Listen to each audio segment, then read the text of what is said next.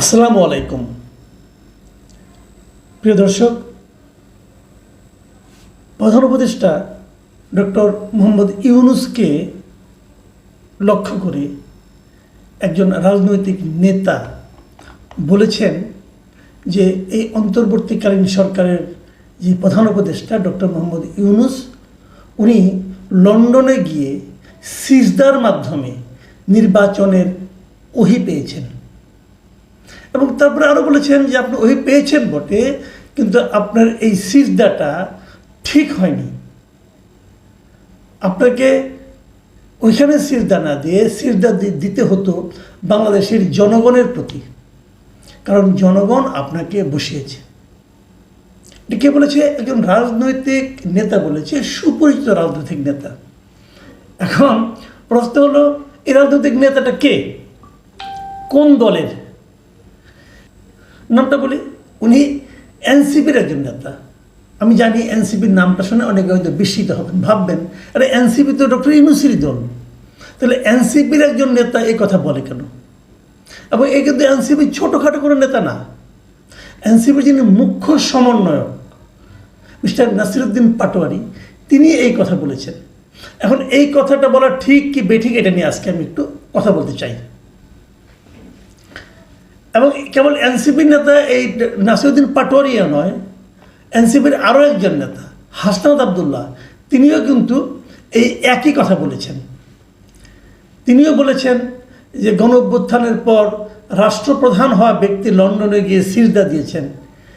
এবং তিনি আরও বলেছেন, পৃথিবীর ইতিহাসে এমন নজির নেই যে একজন অন্তর্বর্তী সরকার প্রধান একটি রাজনৈতিক দলের ভারপ্রাপ্ত চেয়ারম্যানের সঙ্গে বসে যৌথ সংবাদ সম্মেলন করেছেন। এটা হাসনাত আবদুল্লাহ বলেছেন। আচ্ছা, আমি যদি দুটো কথা নিয়ে আলোচনা করি, হাসনাত আবদুল্লাহ এবং নাসিরউদ্দিন পাটোয়ারি, আমরা তো ওনাদের অনেক সমালোচনা করি, বলি যে আপনার কিংস পার্টি, বলি তারা নানা রকম, তাদের নিয়ে নানা রকম বদনাম হচ্ছে। অনেকে বলছেন চাঁদাবাজি করে, অনেকে বলছেন যে সরকারি প্রোটেকশন পেয়ে বিভিন্ন জায়গায় যায়। এগুলো তাদের বিরুদ্ধে সমালোচনা অনেক পুরনো, আমি অনেকবার করেছি। কিন্তু এবার যে ঘটনাটা ঘটল, এই যে কথাটা ওনারা বলেছেন, এই দুজন নেতার কথাই বলি, ভুল বলেছেন। আমি কিন্তু মনে করি ওনারা ভুল বলেন নাই। এতদিন ওনারা যে কাজগুলো করেছেন সেগুলো ভুল করেছেন।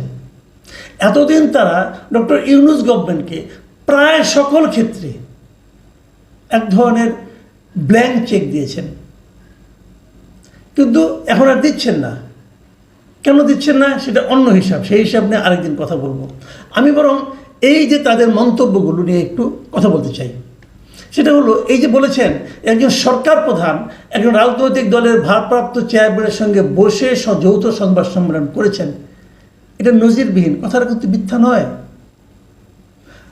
হ্যাঁ, তারেক রহমান অবশ্যই বড় নেতা, কিন্তু ওনার সঙ্গে যে ডক্টর ইউনূসকে দেখা করতে হবে কেন? এটা বেসিক কথা। দেখেন, তারেক রহমান তো আমারও নেতা, আমি হয়তো যারা বিএনপি করেন সবারই নেতা, দেশের নেতা উনি, কোনো সন্দেহ নেই এতে।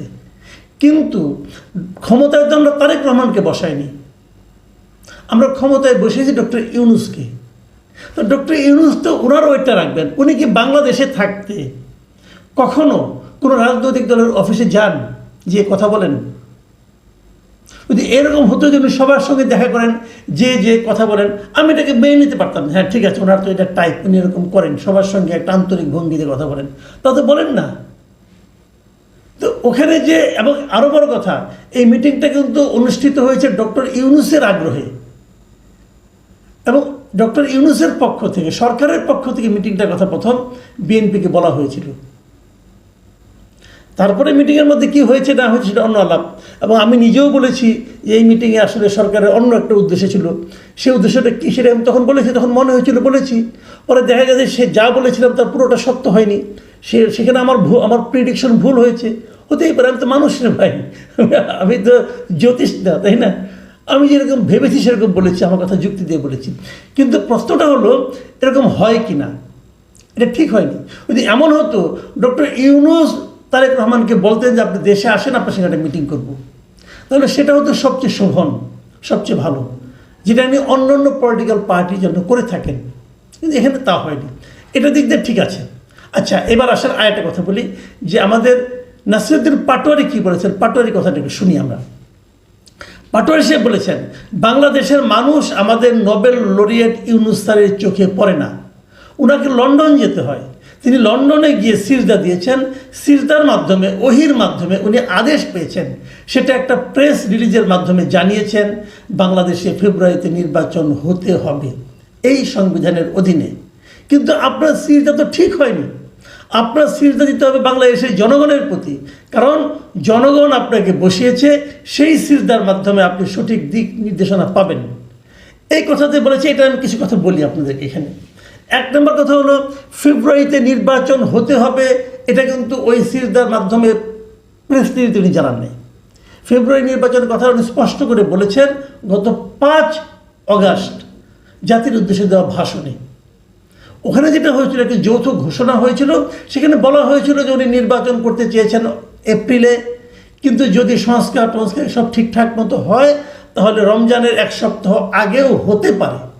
উনি কনফার্ম করে বলেননি, কনফার্ম করে বলেছেন গত 5 আগস্ট। কাজে এই জায়গাটাতে নাসিরুদ্দিন পাটোয়ারি একটু রাগের মাথায় হয়তো বলেছেন, আমার কাছে মনে হয় এটা ঠিক নয়। এখন আসেন আরেকটা পয়েন্টে বলি। উনি বলেছেন সিজদা দিতে হবে বাংলাদেশের জনগণের প্রতি, কারণ জনগণ আপনাকে বসিয়েছে। এই জায়গাটা যে সমস্যা, জনগণ কি চায়, জনগণ ওনাকে বসিয়েছে, এই যে কথাটা, এটা কিন্তু ডক্টর ইউনূস শুরুর দিকে বলেননি। উনি শুরুর দিকে বলেছেন ছাত্ররা আমাকে বসিয়েছে, এবং শুরুর দিক থেকে দেখা গেছে ছাত্ররা যা চেয়েছে উনি তাই দিয়েছেন।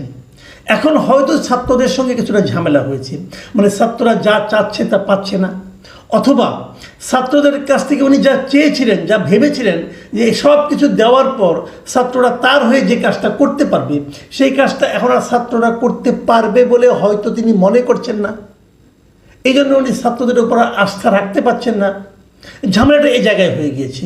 জনগণের প্রসঙ্গটা এই ছাত্রদের পক্ষ থেকে যখন বলা হলো, এবার আমি খুব খুশি হয়েছি। হ্যাঁ, বাংলাদেশের জনগণকে গুরুত্ব দিতে হবে, বিদেশকে না। আমি কিন্তু শুরুর থেকেই একটা কথা বলছিলাম যে বিদেশি লোক এনে আপনারা কিন্তু এখানে সংস্কার করার চেষ্টা করেন না।